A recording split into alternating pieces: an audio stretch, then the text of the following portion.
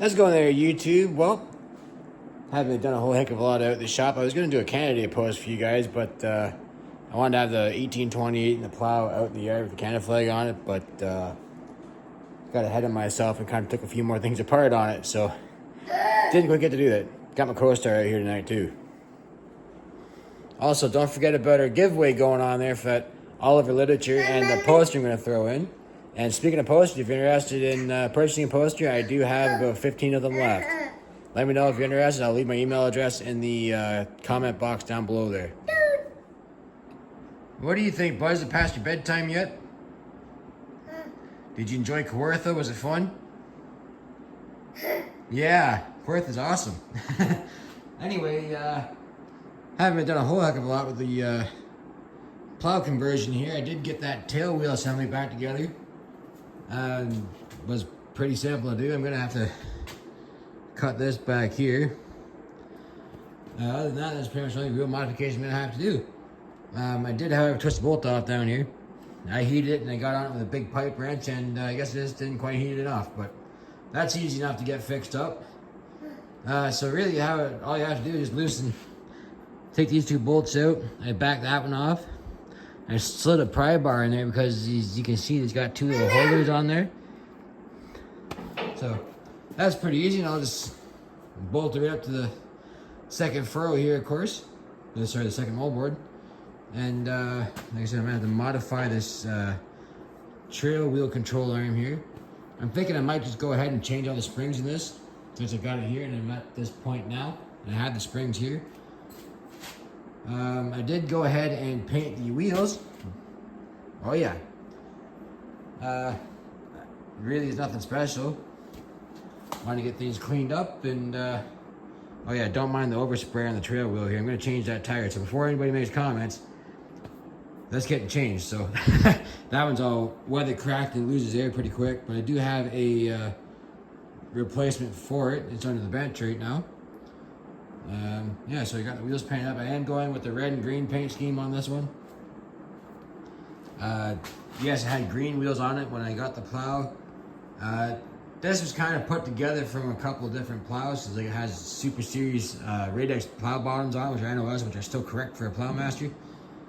Like I said, wheels are painted green, but I'm going with a bit of a later style on the top. If you watch that video that Ethan put up there, Oliver 66 Farm Boy, the earlier Plowmaster plows and the Rooster Cone plows, they were painted red frame with green wheels. And then the later plows, so they call those earlier plows a carriage bolt style plow. I think I said this in another video too. And these later plows with the 6-bolt implement wheels on them, these would have been red wheels with a green frame. So I'm kind of going with the later style because I like the green with the red wheel look. But I think it'll match the 1820 a lot better. Although, if I painted it with a red frame and green wheels, that would be the more correct era for the 1828. Did you get all that, bud? Hey, don't scratch my fenders all up. You're not the first one with his feet on the fenders, don't worry.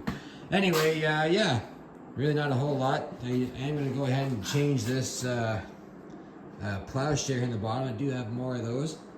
And I'm pretty much going to put a couple bolts in the wheels, and I'm going to roll it out, and I'm going to get it all cleaned up. I did prove my theory, though, when I cleaned these wheels. If you're going to use that Easy Off oven cleaner, let's see if I got a can of it here somewhere in this mess of a shop, which is driving me crazy. I think I showed this on the 80 when I did it. I had a can of it here somewhere. Oh shoot, where the heck did it go now?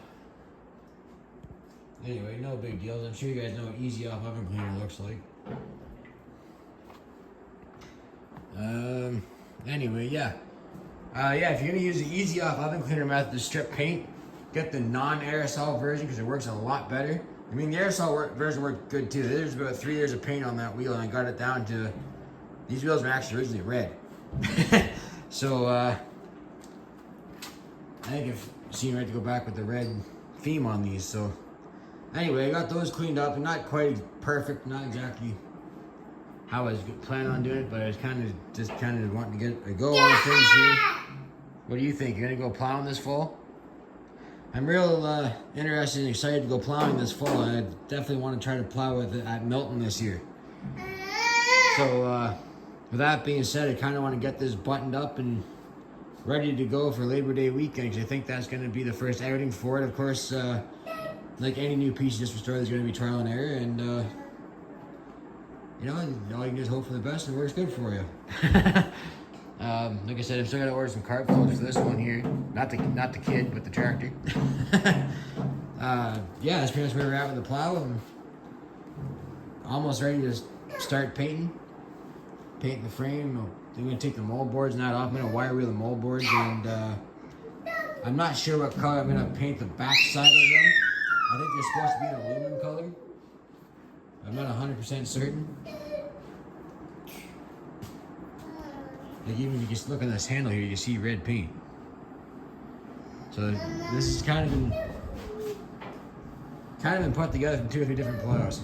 So anyway, this is a quick update for you guys, and we're gonna get Mr. Man here in bed, and we'll see you on the next one. So have a good night. We'll see you later. Take care.